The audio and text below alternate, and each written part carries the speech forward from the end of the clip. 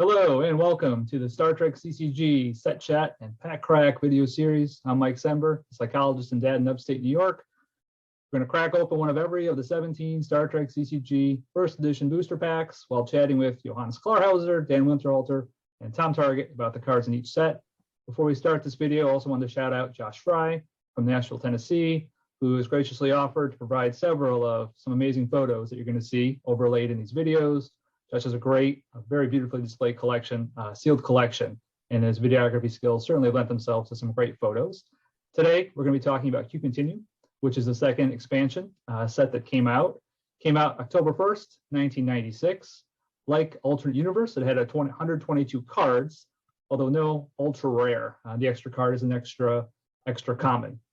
So as far as what this set did for gameplay, Johannes, can you tell us a little bit about Q Continuum? Absolutely. So in my memory, Q Continuum is a very unexciting expansion, but over the years I realized there are a lot of cards that have become staples or that I go back to using every now and again. And as a player, what really put me off at first when I opened the packs was that there were a lot of cards that I didn't know what to do with because there was no rules explanation or anything like that. And I'm talking about the Q Continuum side deck. So not the Q's tent, which is another doorway, but the Q Flash. And this allowed you to stock lots of Q icon cards, Q events, interrupts, dilemmas, and so on. And those would then be randomly pulled out whenever you encountered a Q Flash. So you could seed it like a dilemma, and then you would have to face a number of those Q Flash cards.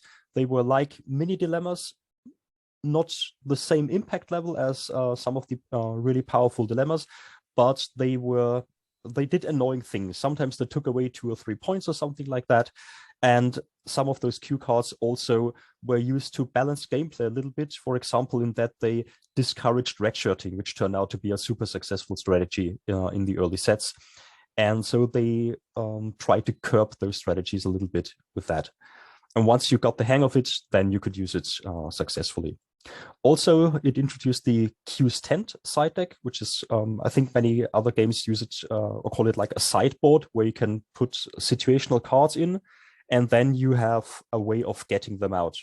So, for example, you could stock a card that you really want early in your Q's Tent, and with more copies of the Q's Tent in your draw deck, you could then get direct access to that and just pull it out. And that's actually a mechanic that is still used today, and almost, I'd say 99% of the decks in modern tournament play still use a Q's Tent.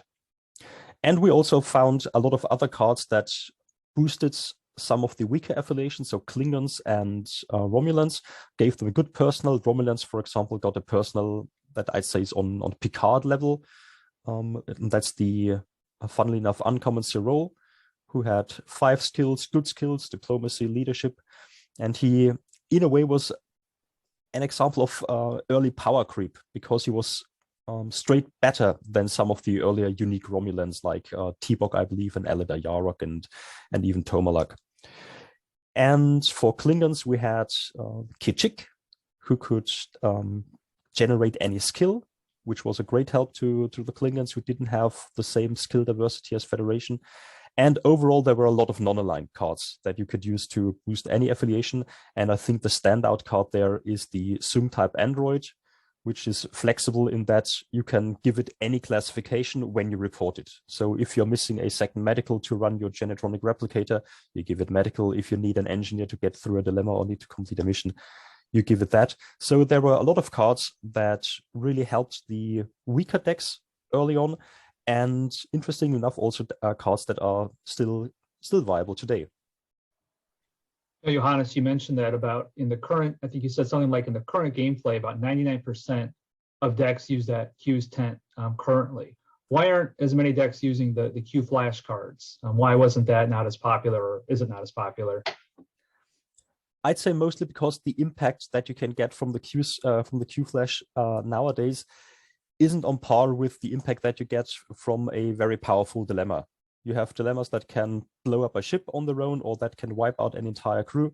And with the Q Flash, some of those are bonus point specific. So steal a couple of points from your opponent, or are like Q was on the show, a nuisance but in the end, our heroes saved the day, and everything was fine.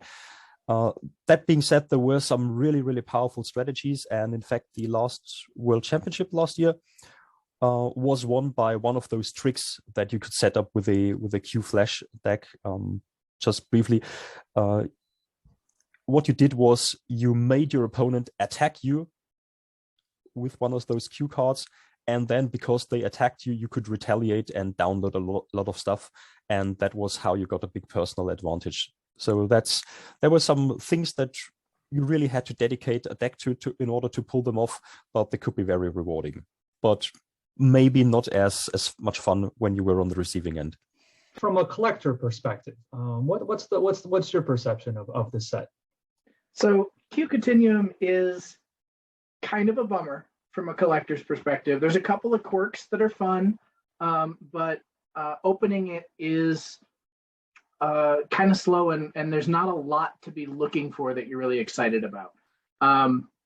It has a couple of quirky cards that are amusing to me, but the most interesting thing from a collector's perspective is actually one of the commons. It's the first time that Decipher had a print error on their own sheets. So there's two versions of one of the common cards, Amanda's Parents. They had a print error on one of the three copies on the sheet. So it's possible to open, even in the same pack, two different versions of the same card. All of the other printing errors that you'll see in other sets are changed from print run to print run or from set to set, but this is one of the few that is on the same sheet, so it can show up in the same pack. So if two of them are one way and one's the other way, you're basically saying 2/3 of the time you'll get one version and 1/3 of the time you'll get the other. Right. So it makes that third version or that third card equivalently an uncommon as far as its rarity, or close to it mathematically. Not quite, but close. It makes all three of them slightly more rare than a regular common. Also from a collector's perspective, a couple of other things that got introduced. This is the first set that had a restriction box where a non-aligned personnel could not be played with the Federation. It could be played with anybody else, but it couldn't be played with Federation affiliation. That shows up on Galen and Nick Locarno, who are both personas of actors or characters who were main cast on one of the show. Galen was a Picard persona, and Nick Locarno is the first character that Robbie McNeil plays, who becomes Tom Paris. Right, Tom Paris from Voyager. Correct. And it's the character that Tom Paris was based on. They changed the name because they were afraid the circumstances of that episode made him irredeemable. You know, from that gameplay perspective, Johannes, what do we want to see? I'm not terribly excited about any of the cards in particular. There are a lot of uncommon cards that you can build decks around.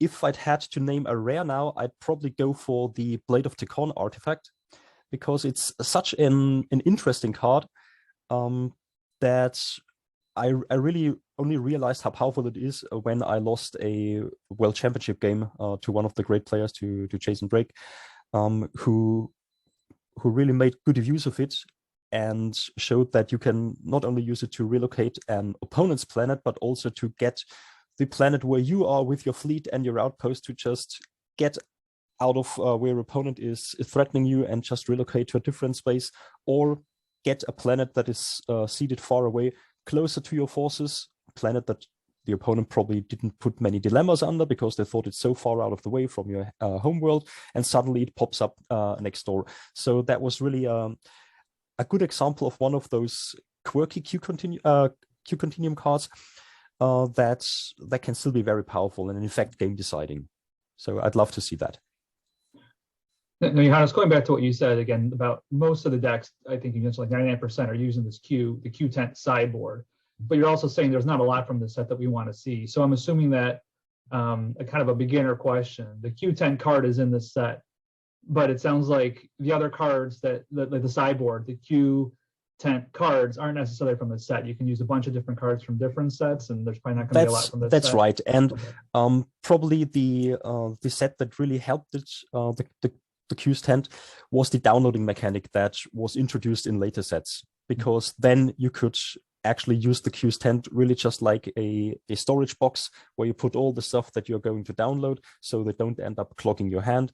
And that's how it became so prominent later on. Any other cards that we really want to see, or is that kind of sum it up from your perspective? There are a lot of cards that I have fond memories of. Colony was good as a bonus point strategy, where you can really just win the game by camping with lots of civilians. The Klingon ship that is in this deck, the IKC Tong, can be very powerful if you just draw a lot of cards and use a card that was released later on. Space-Time Portal, you could bounce it back and play it again and again and again, reporting a ship and 3 people every turn. So there are lots of cards that are very useful even today. Not necessarily in that format where you only had Premier, Alternate Universe, and Q Continuum. A lot of these cards really became better as the game developed. I always liked looking for Data's Body. It's a quirky card. Paired with Data's Head from the last set, it can make a semi-functional Data again, which is entertaining. Otherwise, it's just a piece of equipment. But it adds another one of those things for the quirks of this set. This set also has something like 15 or 16 cards with Decipher, Photoshopped Easter eggs in them, including Data's Body, has 911 in the transporter pattern in the back of it.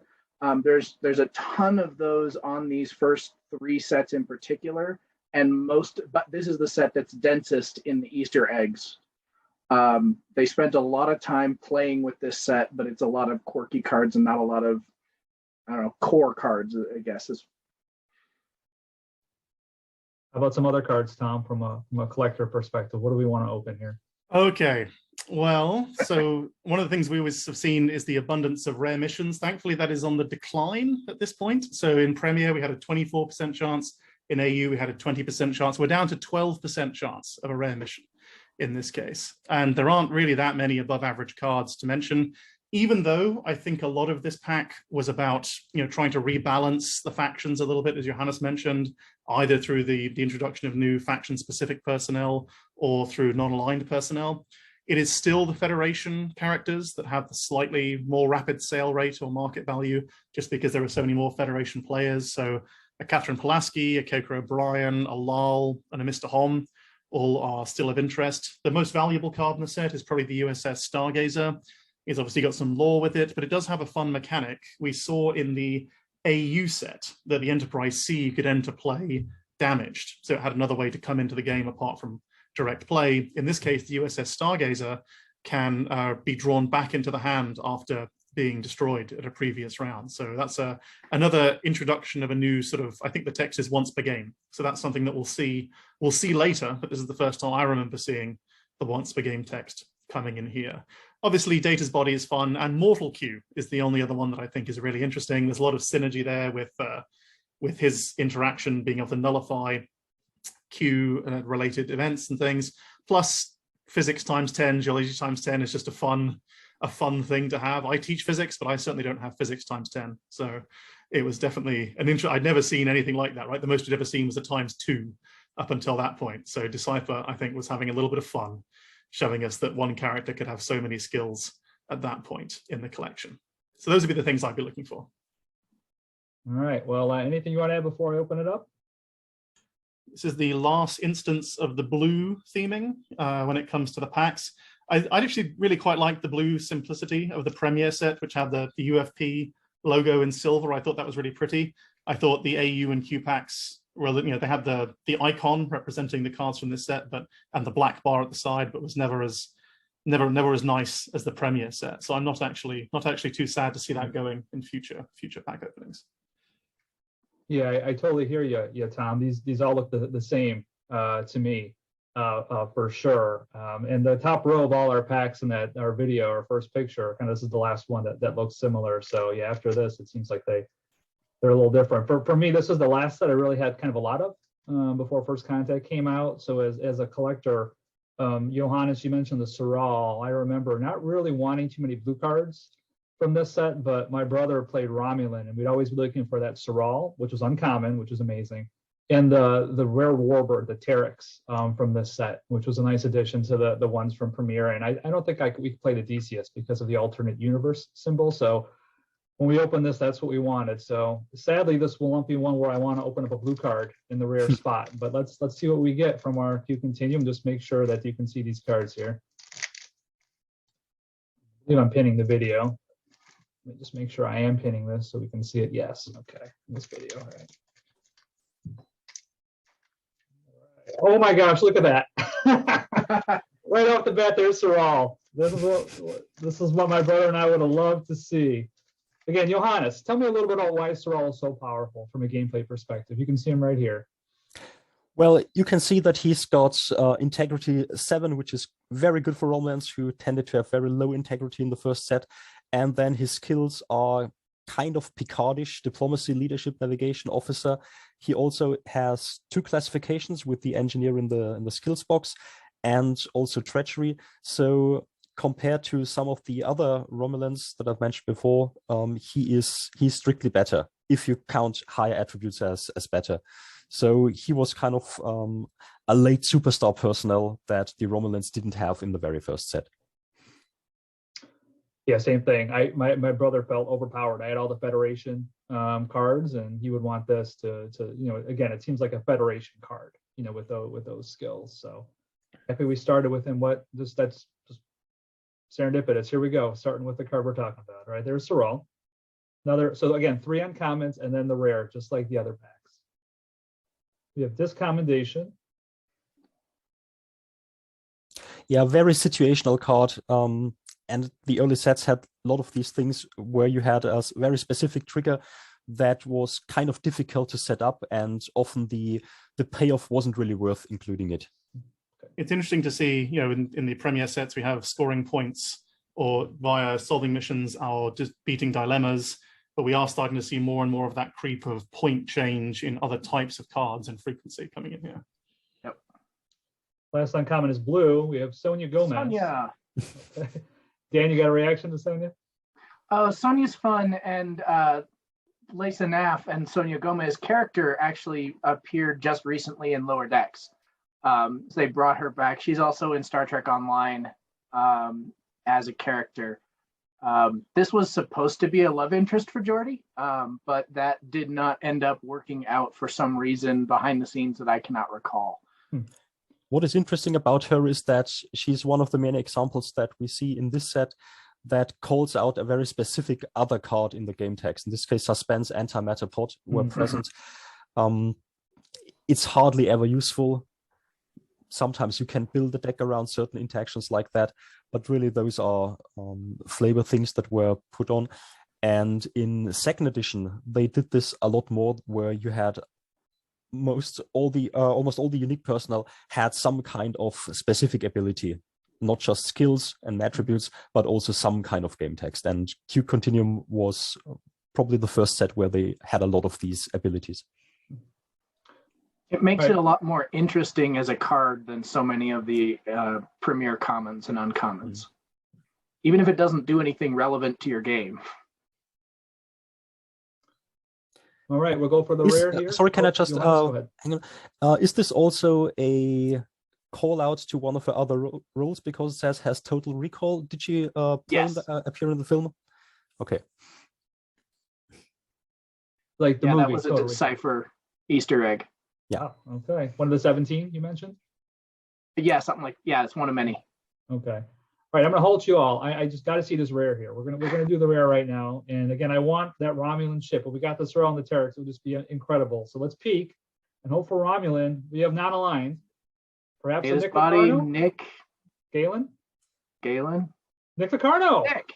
All right. Well, there's their restriction box showing that it can't be used with the Federation affiliation.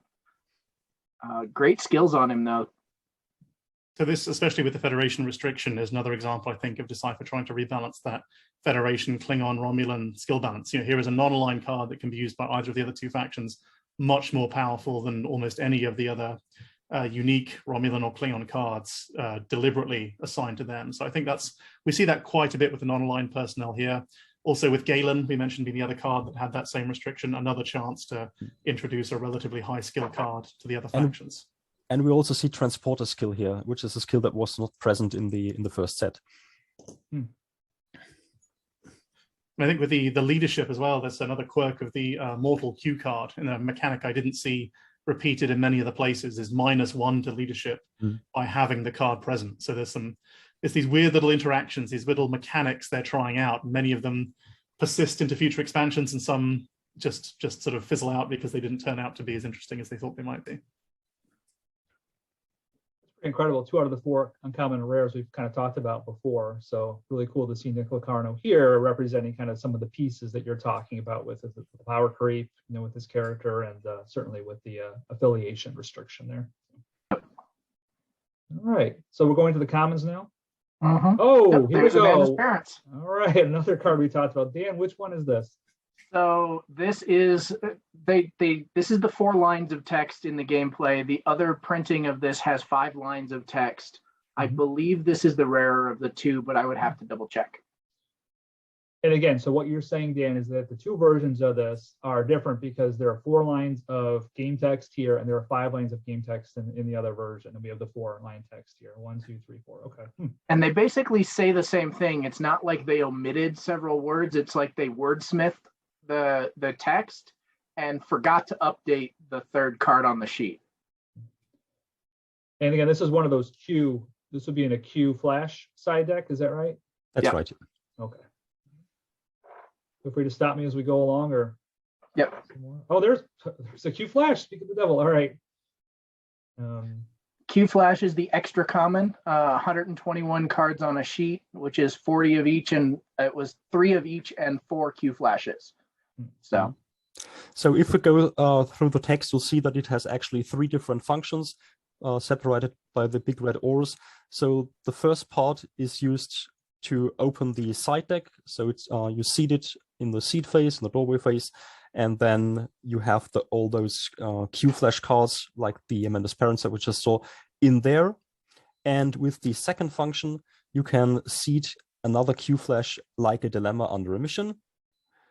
And then when you encounter that, you then take cards from the seeded Q flash, face up seeded Q flash, and then you encounter all those Q, this little Q mini dilemmas there. Or they even used it as a counter. You can also put it in your draw deck, and then you can play it to nullify one of these Q cards. So it's probably very confusing if you look at it the first time.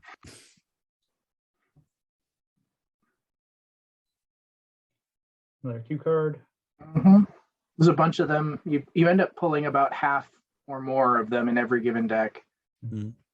I think this one, Are These Truly Your Friends, Brother? That was one of the pieces that you could use in order to get a 100 a win with the Gift of the Tormentor that comes up later. A card that simply says score 100 points, but it's not really easy to pull off. Right.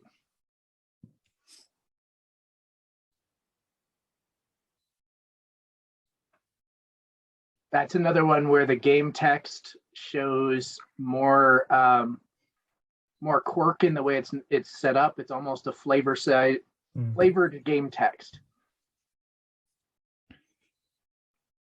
Diagnosis and treatment instead of actually laying it out very simple. I think this was used to get rid of QNet, event card on the space line. I'm not sure it was meant to counter that, but that's what occurred to me just now.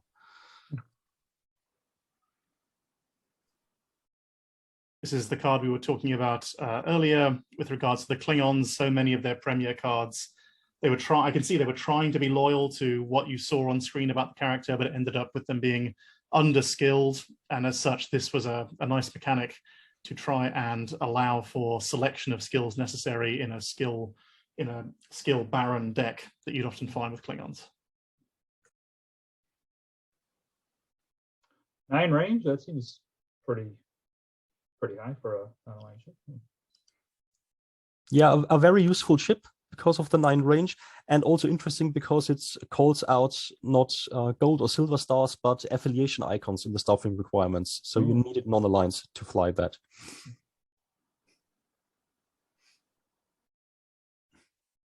Was this noted on Antonio Gomez's card, or was that a different card? It is. Yeah. So Antonio Gomez says, suspends antimatter pod where present. Here's the antimatter pod. Okay.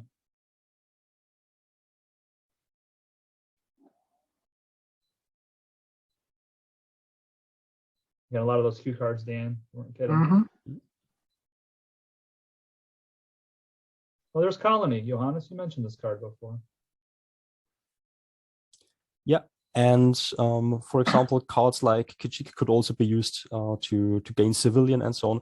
And then you could have a dedicated deck that wins in a very peaceful way. Just set up a colony somewhere and then hope that your opponent doesn't come and beat up your colonists. It also is one of the early cards that requires you to actually write down what you score any given time, as opposed to just count it up based on the point boxes on the cards. Mm-hmm. And of course, with Federation being the most common deck, and Federation have attack restrictions, that's another, I think, rebalancing act here in terms of playing a faction that can't wipe out your colonies. Yeah. Back to the Sorrel, which again I was so happy to see right away. Yep. This would have gone right in our decks from the get-go. You know, Nicola Karn was kind of a nice rare too. Any final thoughts about these cards or cards you're going to show again?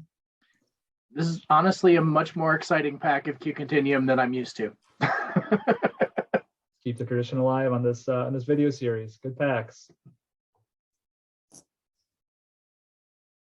I think there's some other interesting ones. I remember talking about a dilemma. I don't know if it's a dilemma, but the sort of casino theming that worked its way into the set a little bit. That was another example of being able to score points in a non-mission, non-dilemma kind of way. For me, I remember the very first time pulling the event Barber Poll and having no idea what it was for. And of course, this is pre-internet in many ways. So when you pull Mop the Barber in the Premier set and he has the barbering skill, I had no way of knowing that barbering wasn't a skill that would be required for almost anything else. And you pull the barbering poll and you think, oh, maybe I haven't pulled the other cards that require me to know what this is. And until I could actually look up that it had almost no relevance. I think it's only when we get to the All Good Things set right at the end, when Decipher finally throws a nod to the barber pole and barbering, that we saw a use for that. So that was one of those ones where I was convinced I needed this card, but I had no idea. That was Mott's advice? Mott's advice was last set. Was it AU? What, right? I think so. Yeah. Yeah. So it's another one of those cards. So Mott's advice, it adds barbering to any personnel. So you've got 3 cards now that tie into barbering, and it will not be touched again until the very end, the last expansion, the last non-enterprise expansion of this set. And then you can actually turn it into a working deck. That's quite interesting. Yeah. 2 cards that from a player's perspective I found quite interesting were 2 dilemmas. One is the Sheliak, which is a super powerful dilemma and has caused many sad faces. And the other one is Utah, which required you to have a little bit of knowledge of the personnel that your opponent had in play, because you'd have to name a number that is based on the person's integrity and cunning and strength. And there were a lot of players who were very good at keeping these numbers memorized in order to use Utah to get a very targeted kill. And this is something that I found very appealing in second edition later on, where the dilemma play rewarded you if you actually paid attention to what your opponent did on the table, and if you knew what kind of skills, what kind of attributes were on the personnel on the table, then you had a much better chance of playing your dilemmas efficiently. I think the other card that stands out for me in the set was Terraforming Station. So for many of us, we're just playing a relatively small number of people. So you're, of course, bumping into the same opponents and the same decks over and over again. And here is a card which it's different than, say, Raise the Stakes in Premier, which is having you deal with something outside of the game. But it is somewhat similar in sort of treating the games as more than just standalone events. And that this is a rare card, and it's seeds on any planet mission. If still in play at the end of the game, redefine that mission's requirements for next game with the same opponent. So I thought it's almost a nice little, again, it's another little anti-federation trick to some extent, and that if they can't annihilate it, it's going to have some repercussions in a future game. And that at least, especially because there was so much time between expansions at this point, it was nice to be able to do little things like that just to keep things fresh. I had a friend who played that against me several times, and we had to get a sleeve and scribble on it in Sharpie to redefine it so that we could use it for the future.